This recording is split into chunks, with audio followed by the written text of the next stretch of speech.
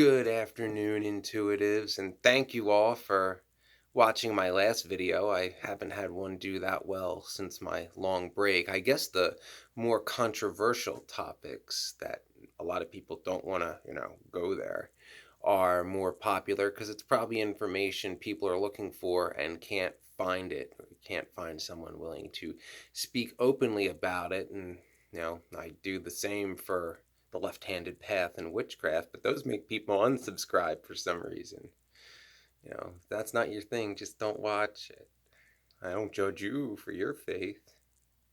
Anyway, I want to get into a familiar topic for INFJs. It's something we're often compared to, and I'm going to get into the details as to why that is. And like most things, there's more than one reason for more than one situation.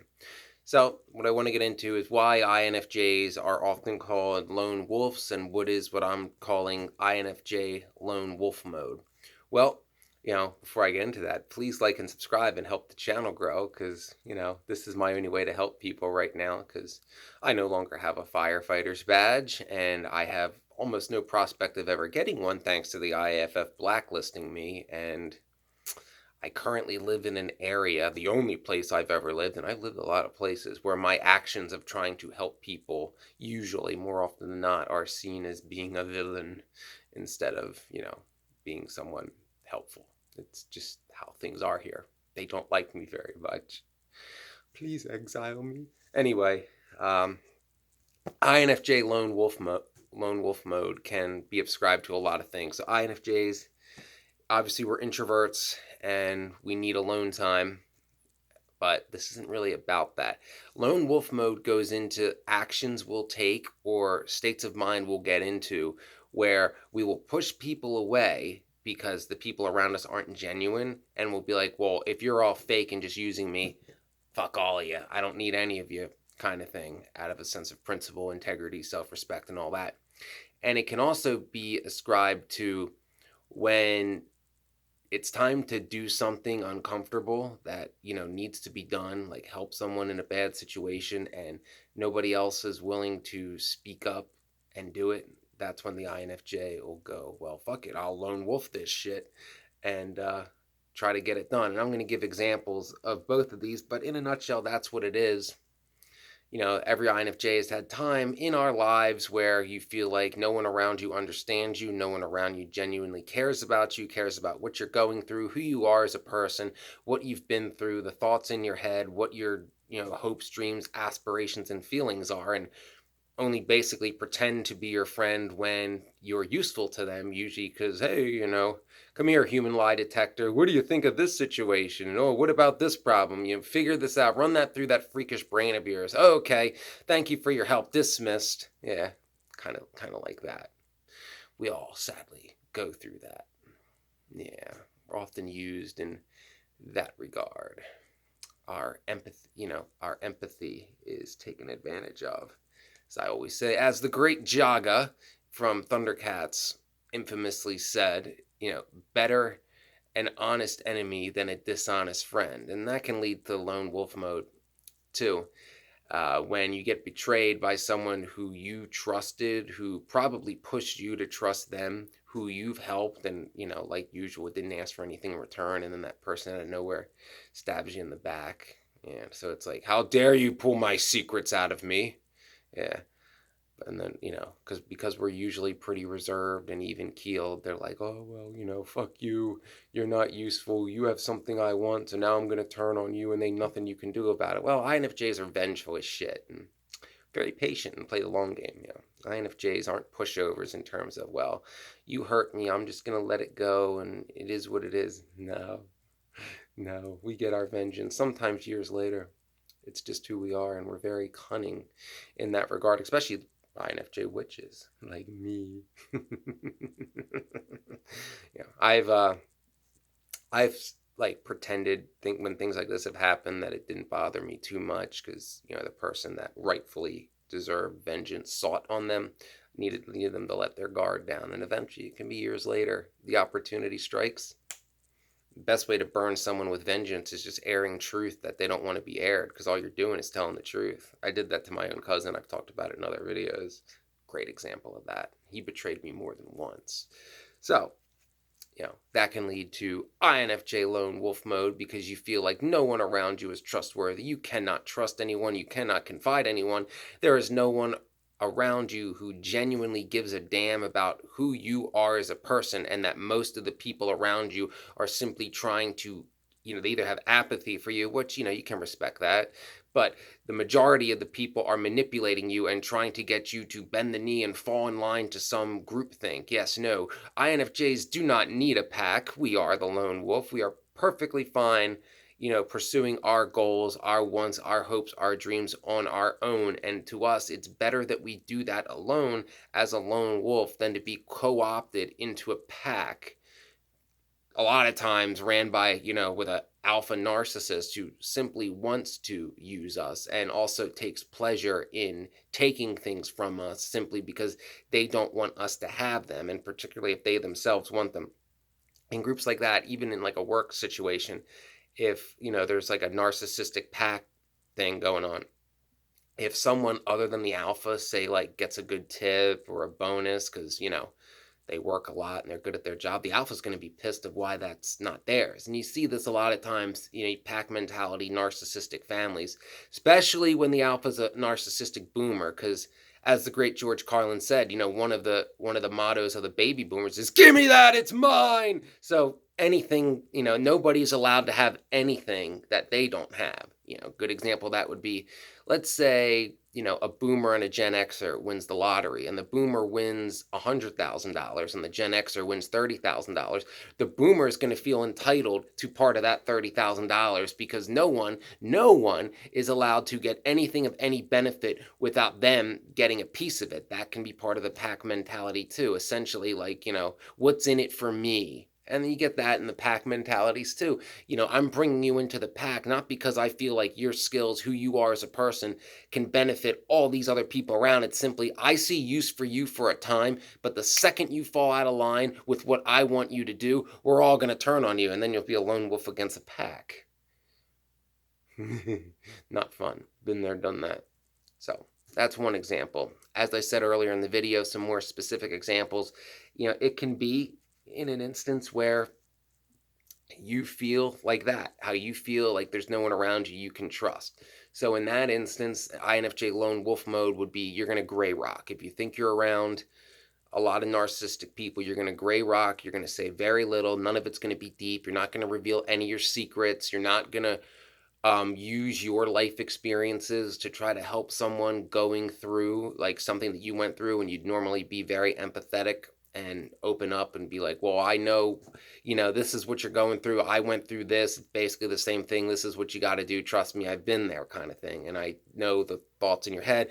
And of course, being INFJs, we would be reading that person intuitively and probably freaking them out a little bit about how crazy right we are and how much we can read that situation. Been there too. Isn't that fun when you're trying to help someone and you are helping, but you really want to get to the bottom of what's going on. So you really, do a deep dive into their mind, and they get freaked out about how well you can. Who told you that? I'm like, no one. How did you know? I don't know. I just can see it somehow, kind of thing. Yeah, especially if you're a witch, because then they'll assume it's witchcraft. But I digress. So in that instance, that would be a way where you will go lone wolf mode in a group setting, be it the school work, where you feel like no one is respecting you for who you are. Nobody cares about you in any regard. Like, and not just like really care about you. I'm talking about like, if they see you as something that you have that they don't want you to have, they will actively try to take it away from you simply because they don't want you to have it, not because they wronged you in any way. And, understandably, you'll go lone wolf and be like, well, I'm not a part of this pack. I'm on my own. And basically, if the pack comes for me, I'm going to hold my ground, kind of thing. Like, I didn't do anything to the pack. I want to be left alone, but if they're going to keep coming at me, I'm going to hold my ground. And INFJs are pretty good at that. Yeah, it can be tough against a pack, but you can get one or two of them down before they take you down, because we're the stand and fight type. Even if it's a lost cause, INFJs are going to stand their ground and try to fight. We're not going to bend the knee. Better to go out fighting, kind of thing. So another prime example would be in pursuit of your goals. So I resonate with this one quite well. If you're pursuing your career goals, whatever your end game in life is, and the pack mentality does not want you to pursue that goal, it'll do everything it can to rip that from you, to try to get in the way of your path so that you'll have no choice but to follow the path that they want to. Think deep about this. And INFJs, again, going back to the lone wolf thing, unlike a lot of other people that will succumb to this pressure, that'll be like, well, I guess, I have to do what they want. I have to major in this, take this job, date this person, because otherwise I'll be exiled from the pack, and can't have that, can't be on my own. INFJs will be like, banish my ass. Do it. Do it. I'm not doing what you tell me. Well, if you don't, well, you'll be out of this and that. Good. Good. Yeah, INFJs being a lone wolf, you can't be banished because you have no home, because you don't feel at home with any pack, you don't feel at home anywhere. You can't be abandoned because you have no family, have no connections. Kind of comes in handy in that point. So in these types of situations where you feel like you're being manipulated and forced to follow a certain path, be it relationship, career, major, what have you, by, it is dusty down here today and my nose itches, by this pack, more often than not led by a narcissist, that'll kick your response to be like, well, I don't care what they want from me. I want what I want, damn it. And if I got to go it on my own, I'm going to go it on my own. So we do have the strength to do that. INFJs are not the type to believe that there's strength in numbers. We can usually recognize when someone's trying to manipulate us, and that'll just that'll actually embolden us to be like, they don't want me to have this. They must see something they want to destroy. Most infamously in my life, both times when I got hired as a firefighter, my family didn't want it because that meant leaving Chestertology, which meant they would have no control over me. And it would mean like, I'm living in the type of area that I always wanted to live in. That means all the shit that I sense about how fucked up Chester County is true. Other places aren't like this. Man, that place does function like a cult. And that's exactly what happened. But also, I told you about my queen bee narc ant, INFJ versus queen bee narcissist. Watch the video.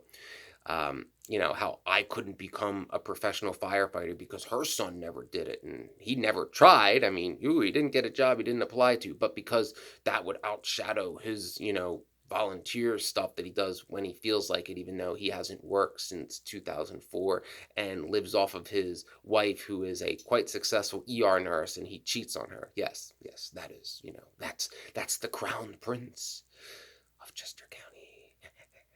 But that's my example of people trying to manipulate you to follow no, you must be a landscaper. Why? Because that's just what you're supposed to do. And you see this very commonly, not just with me in Chester County. You see it all the time. Like, I see people push together and relate, like, you two should be together. Like, it's just not there. No. You're single. She's single. Group. Like, the group wants it, therefore succumb to it. And I've seen people manipulated into that, and that usually doesn't end well. And I've seen and experienced the opposite, where it's like, oh, two people have great chemistry, really have a lot in common, get along, but the group doesn't want them together because of reasons. It's like, well, but we're happy and we're getting along, and no, group don't approve. You two can't because I said so, kind of thing. And me as an INFJ, I'll just fight harder. It doesn't always work, but that is my response to that kind of stuff.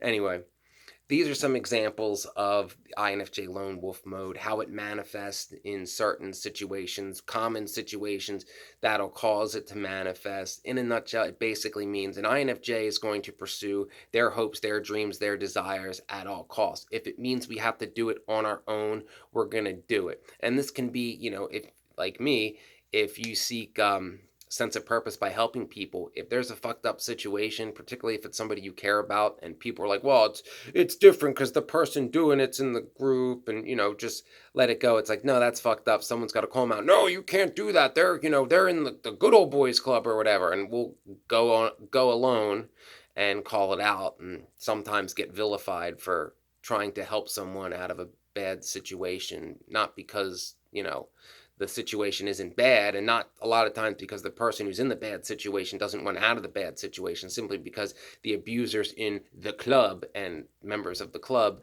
can do no wrong and are allowed to use and abuse people how they see fit because they think there's some type of royalty. I don't know. Well, here some of them do, and some it's just like, oh, my grandfather this and this, and yeah. Good old boys clubs. So that's a nutshell of how INFJ lone wolf mode does work. A lot of times how it'll manifest, the situations that call for it. And if you think INFJs deep down in a lot of these situations, sadly, we are better off on our own. Better to be who you truly are and be alone than to be manipulated into being something you're not. Which one are you less miserable in? Well, if you're a lone wolf pursuing your hopes and your dreams and your desires on your own, you're still working towards that end game. It's harder when you're alone, but you're still, getting there. When you're being manipulated into being something you're not, or pursuing a career you don't want, dating somebody you don't want, I can't even imagine what it'd be like to wake up with somebody that I'm not attracted to or have an emotional connection with. And I'm talking like people that do this long term. I'm not talking about like, whoa, I blacked out last night. I'm talking like people that are in a situation like that for months just because other people want them together. Unfathomable. Yeah. So anyway, trust your intuition. If you feel like you need to go lone wolf to preserve your own integrity and your own sanity and get out of a bad and abusive group of people who are trying to manipulate you, then trust your intuition and never sell out your integrity to be in a group. Never sell out your integrity to protect an abuser simply because of what group they're in.